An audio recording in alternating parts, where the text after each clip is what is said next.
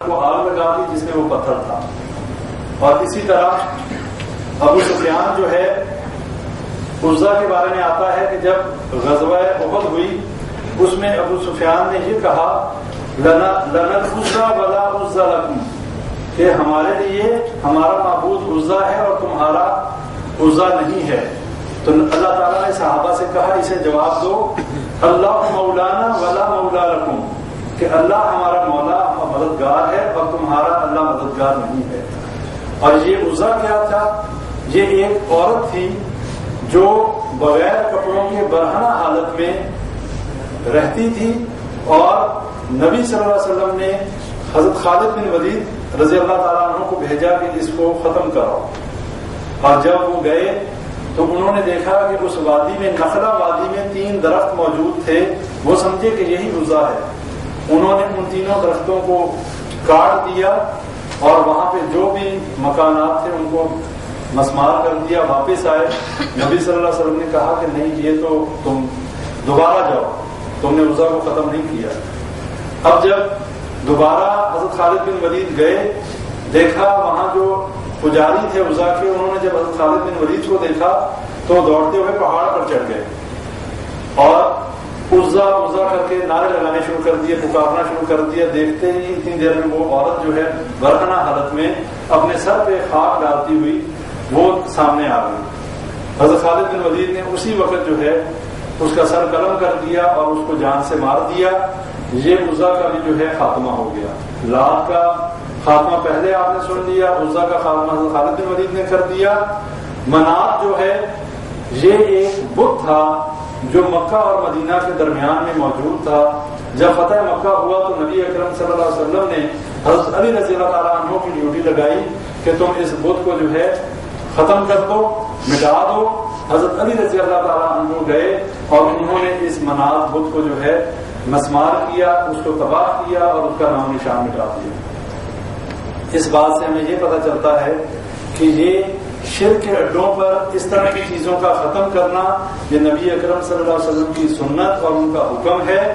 اور ایسی جگہوں کو ختم کرنے والے دین کو جو ہے دین کے لیے خدمات سر انجام دے رہے ہیں ان کو برا بھلا کہنا، ان کے بارے میں یہ کہنا کہ مقدس مقامات کی بے حرمتی کر دی. ایسے مقدس مقامات کوئی نہیں اسلام میں. کیوں کہ مرنے والا جو ہے جب وہ قبر میں دفن ہو جاتا ہے اس کا معاملہ ختم ہو جاتا ہے اس دنیا سے. اس کے بعد اسلام کے اندر کچی قبر کا کانسیپٹ بھی یہ ہے کہ کچھ عرصے کے بعد وہاں پر کوئی اور بندہ وہ جگہ لے سکے. ہمارے ہاں ہوتا یہ ہے کہ ایک بندہ فوت ہوتا ہے تو اس کی قبر کو پکا بنا کے وہاں ماربل لگا کے وہاں اگر مزار نہیں بھی بنایا تو کم از کم پکی قبر سنگ مرمر کی بنا دیتے ہیں اور اس جگہ کو ہمیشہ کے لیے بک کر لیتے ہیں. جبکہ اسلام میں یہ کانسیپٹ نہیں ہے. اگر ہر بندہ اسی طرح اپنی جگہ مخصوص کرتا جائے گا کچھ عرصے کے بعد آپ کو قبرستانوں میں جگہ نہیں ملے گی دفن کرنے. آج کئی جگہیں ایسی ہیں جہاں قبرستان بھرے ہوئے جگہ نہیں ہے. کیوں؟ اس لیے کہ وہاں پکی قبریں ہیں. قبر کو اس طرح تو آپ توڑ نہیں سکتے ہیں. پکی قبر جب بن گئی، ہمارے دلوں میں قبروں کی اتنی محبت اور عقیدت ہے کہ اس کے اوپر بڑے بڑے مقدمے کھڑے کر دیے جاتے ہیں کہ بے حرمتی کر دی. حالانکہ جو کانسیپٹ ہے اسلام کا وہ یہ ہے جب مر جائے کوئی شخص، مردے کو دفن کیا جائے تو قبر کچی بنائی جائے. جب کچھ عرصہ کچھ سالوں کے بعد یہ ایک فطرتی چیز ہے کہ مٹی کے اندر جب کوئی چیز دفن کی جاتی ہے اس کی میعاد کچھ عرصے تک رہتی ہے، اس کے بعد وہ مٹی ہو جاتی ہے، سوائے کچھ ہڈیوں کے کچھ نہیں بچتا. اور انبیاء کرام کی یہ فضیلت ہے کہ وہ اس چیز سے مبرہ ہیں. انبیاء کے اجسام کے اوپر یہ مٹی حرام ہے. نبیوں کے جسم جو ہیں انہیں مٹی جو ہے وہ کچھ بھی نقصان نہیں پہنچا سکتی. اس کے علاوہ باقی جو لوگ ہیں وہ کچھ عرصے کے بعد ختم، اور پھر اس کے کچھ عرصے کے بعد وہی جگہ جو ہے قبریں بھی ختم ہو جاتی ہیں، نشان ختم ہو جاتے ہیں. پھر وہیں پہ لوگ اور مردوں کو دفن کرتے ہیں. سعودیہ میں دیکھ لیں، جنت البقیع میں دیکھ لیں کیا ہوتا ہے. وہاں پر لوگوں کو دفن کرتے ہیں، کچھ عرصے کے بعد پھر برابر کر کے پھر دفن کرتے ہیں کہ مردہ وہیں پہ تو نہیں رہ جاتا. جب مردے کو دفن کر دیا اس کا معاملہ ختم ہو گیا. اس کے بعد اس کی برزخی زندگی ہے. جو معاملہ ہے وہ برزخی زندگی کا ہے، اس دنیاوی زندگی کا نہیں ہے. اس کے بعد اگر نیک ہے اللہ کی جنتوں میں ہے، اگر برا ہے تو اللہ کے عذاب میں ہے.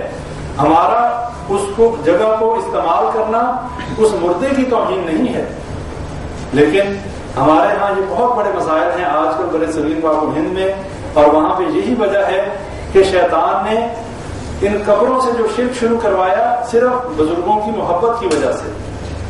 ہم بزرگوں کی محبت میں اتنا زیادہ آگے نکل جاتے ہیں کہ ہمیں یہ بھی پتہ نہیں چلتا کہ یہ کام جو ہم کر رہے ہیں یہ صحیح بھی ہے کہ نہیں، اور چونکہ سنی سنائی بات ہے، عمل تو ہمارا اسی طرح ہے، جس نے جو کہہ دیا اس پہ عمل شروع کر دیا، اپنا علم نہ ہوتا ہے، نہ ہم کوشش کرتے ہیں، نہ ہم تحقیق کرتے ہیں، ہمیں جس نے جس کام پہ لگا دیا اسی کام پہ لگ جاتے ہیں۔ تو بھائیوں اس بات کو سمجھ لیں کہ یہ تعویذ اور اسی طرح یہ قبرستانوں میں جا کر بزرگوں سے واسطے اور وسیلوں کے ذریعے مانگنا، اس کے بعد یہ دھاگے وغیرہ ہاتھوں پہ باندھنا، گلوں میں ڈالنا، اور یہ کسی پتھر کو جو ہے سمجھنا کہ متبرک سمجھتے ہوئے، یا کسی درخت کو جو ہے متبرک سمجھنا، یہ تمام چیزیں جو ہیں یہ شرکیہ اعمال ہیں۔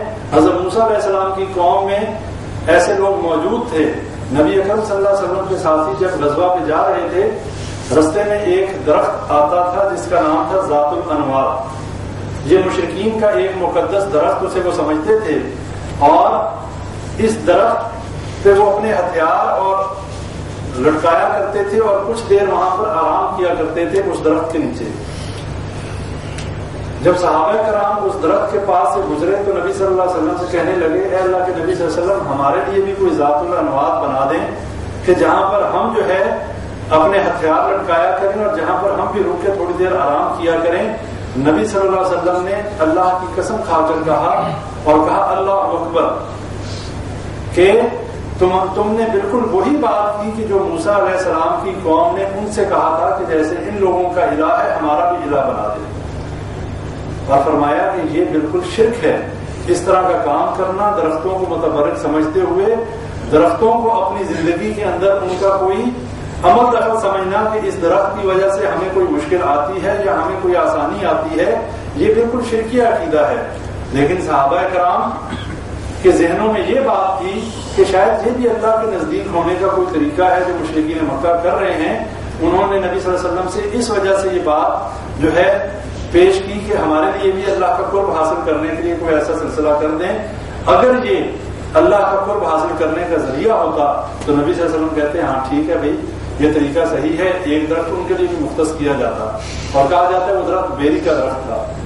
تو نبی صلی اللہ علیہ وسلم نے مذمت کی اور منع کر دیا کہ یہ کام جو ہے یہ جاہلیت کا کام ہے، اور فرمایا کہ موسیٰ علیہ السلام کی قوم نے بھی یہ فرمائش کی تھی، اور پھر فرمایا کہ میری امت جو ہے بالکل حرف بہ حرف جو ہے یہود و نصارہ کے نقش قدم پر چلے گی، ان میں اور ان میں کوئی فرق نہیں ہوگا۔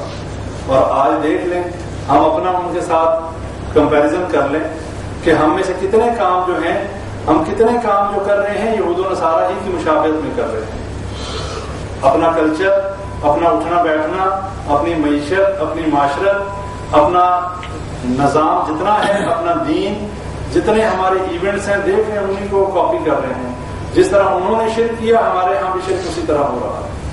اور نبی صلی اللہ علیہ وسلم نے فرمایا کہ قیامت اس وقت تک قائم نہیں ہوگی جب تک میری امت کے لوگ اسی طرح بت پرستی نہیں کریں گے جس طرح مشرکین کرتے تھے، اور جس طریقے سے یہود و نصارہ نے جو ہے اللہ کا کسی بیٹا بنا دیا، اللہ کی بیوی ثابت کر دی۔ جب تک میری امت کے لوگ بھی یہ نہیں کریں گے قیامت قائم نہیں ہوگی۔ لیکن اب ناموں کا فرق ہے۔ یہ دیکھ لیں کہ اس وقت بت جو ہوتے تھے کھڑے ہوتے تھے، پتھر کے بت بنا کے، مورتیاں بنا کر ان کو کھڑا کر دیا جاتا تھا اور ان کی عبادت کی جاتی تھی۔ آج ہمارا بت جو ہے وہ قبر کی شکل میں لیٹا ہوا ہے، اور وہ جو مر چکے انہیں کچھ پتا نہیں کہ ان کی قبر پہ کون آیا کون نہیں آیا، کس نے ان کو پکارا، ان کی قبر پہ کیا چڑھاوا چڑھایا، اور کسی نے دیگ دی، کسی نے بکرا دیا، کسی نے مرغا دیا، انہیں کچھ پتا نہیں۔